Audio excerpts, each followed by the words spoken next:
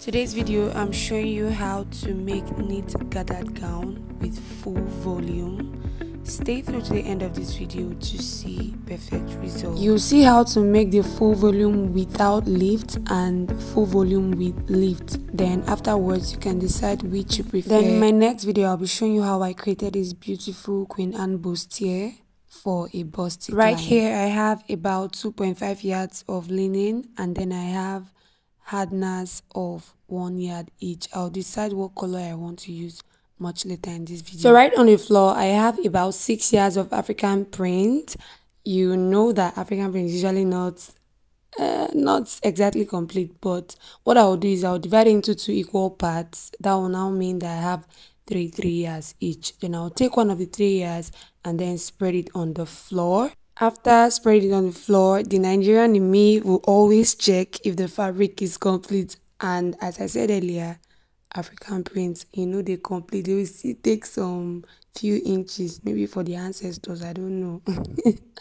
So after checking the measurement, I noticed it wasn't complete. About 10 inches were not there. So yeah, after you spread it on the floor, folding into 2 like now this. Here's the thing, if you're working with a fabric like mine that has 2 different patterns and you want it to come out so beautifully, you may want to pay close attention. Okay, now get the full length of your dress. The full length of this dress is 34. You can see 34 on my tape, and I've placed it close to the hem of the fabric I folded.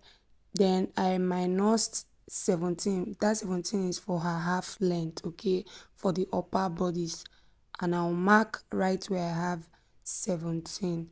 If you don't want to do it this way, you can also do this other method, which is your full length minus your half length. My full length is 34 minus 17, which is my half length. I have 17 left. Then 17 plus 1 is 18, and it's 18 that I have right there.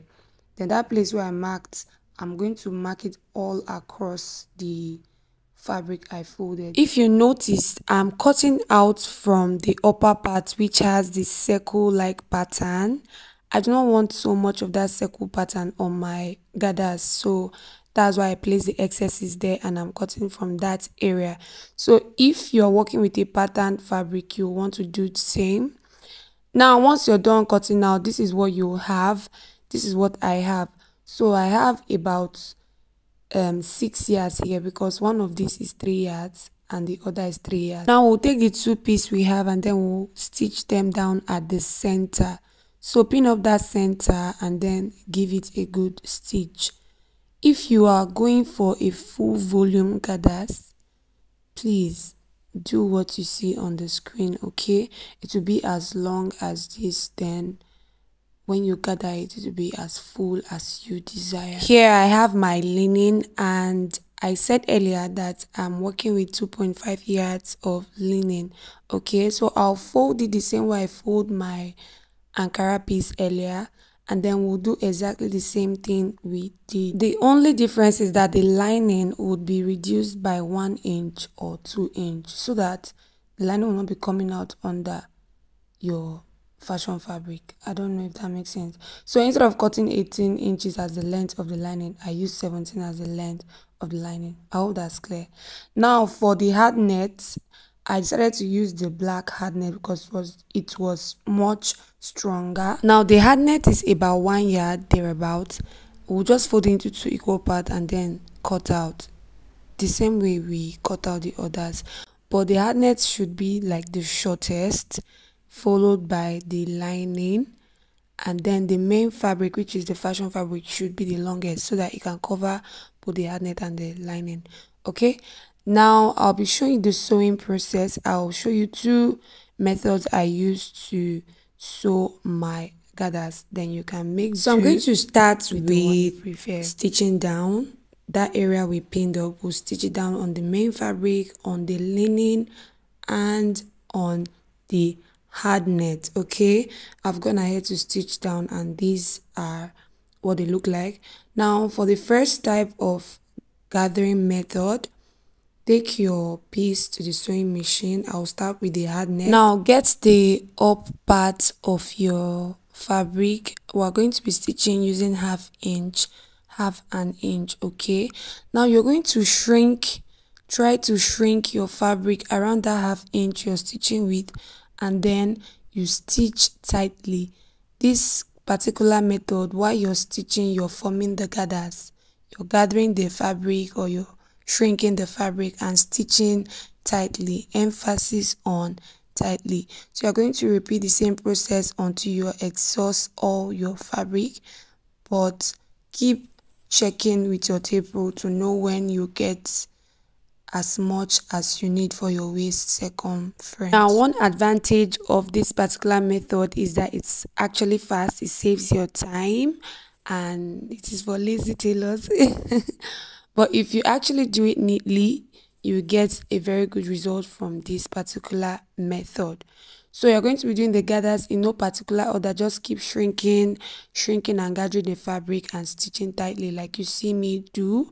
I'll be using this method for the hardnet and the linen. Then my fashion fabric, or my main fabric, I'm going to use the second method.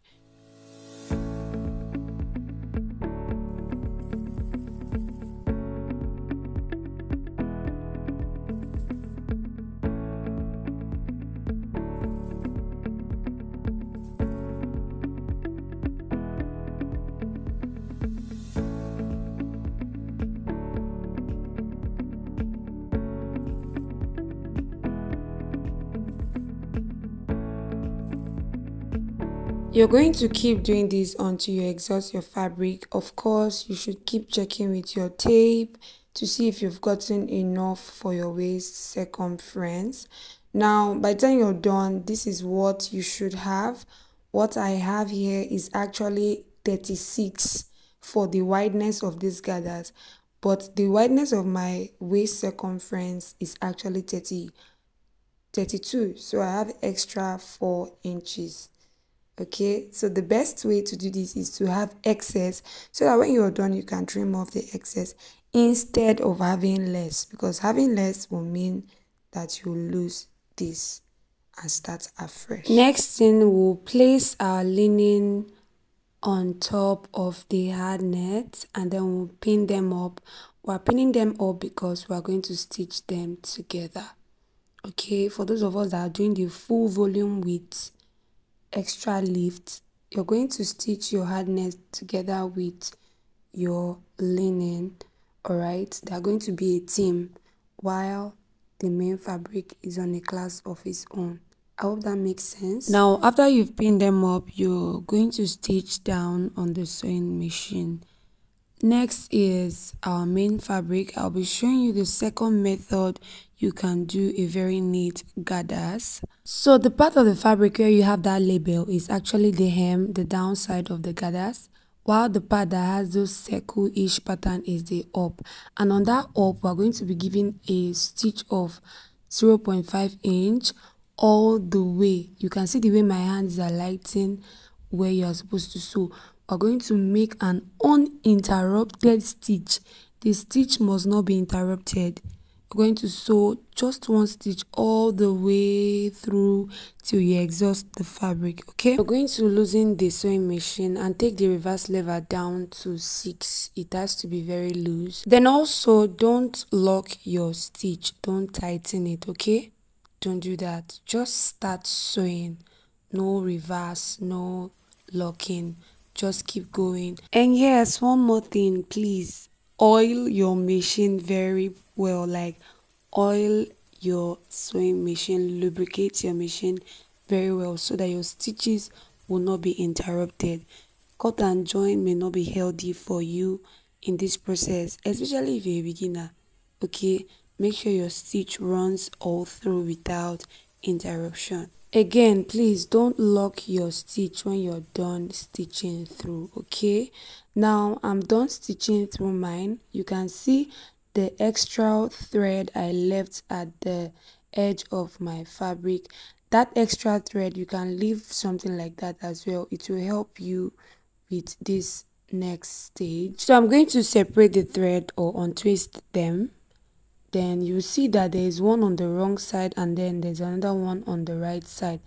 Pick one, don't hold the two of them, pick just one. Okay, and then you start pulling carefully. Be very mindful about this, be very demure about this, okay? Gently, gently hold the thread firmly, then you keep pulling the fabric towards the other direction. Now this particular method, you just keep pulling till you get enough, as much as you need, okay? And if you're done and you realize that what you have is not as much as you want, you can always adjust it without losing it, okay? That's the beautiful part of this particular pattern. And of course, it is very, very neat. At this point, I've gotten about only like 15 inches. I was checking with my tape, so I'll keep going, I'll keep pulling, and when I exhaust this left side, I'll try starting from the other edge so that it will be easier for me. Okay, you can do the same as well. So just like we did at the other edge, we'll simply untwist the extra thread at the edge. After we separate them, you pick one of the thread. Please don't hold the two at once, okay? Just hold one, pick one of the thread and hold it firmly. In the process of holding it firmly, please try not to break the thread, okay? Because breaking the thread may end up ruining all your efforts. So just hold it, not too tight, not too loosely. Keep pulling until we've gotten as much as we need for our waist circumference. So this is the second and most trusted pattern. If you're a beginner, this particular pattern or method should be your best friend, okay? Patience, don't be in a hurry, just take your time. At this point, we are almost done with both sides. What is left is the center. So I'll just start pulling all the ones I've gathered from the side. I'll push them closely into the center. Then once I've adjusted all the gathers to the center, I'll now start pulling again from the side. That's basically how to do this method. Then I'll check with my tape to confirm how many inches I've been able to gather so far. Remember, I said the waist circumference for the client is 32, but I made sure my gathers were up to 36. I really love having excess instead of having less, okay? So you can do that as well. So right here, I'd already finished pushing all the gather and shrinkage inside, and this is the amount of thread you should have by the time you're done with this process. You can see over 2 yards of thread on one angle, and the other angle the same amount of thread as well. So when you are done, this is what you would have.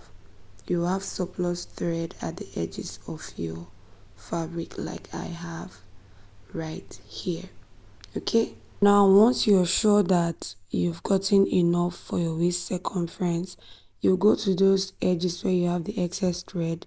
You're going to knot the thread. You can see the way I'm tying it. That's what you should do. It will prevent it from expanding on its own. Then you cut it out. Do the same for both sides. I've gone to the other side and I'm going to tie it as well.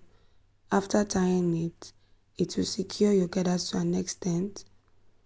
Then once you've done this, what is left now is to take these gathers to the sewing machine and give it a permanent or final stitch to secure your gathers, okay? Now that it is time to top stitch, it is called top stitch.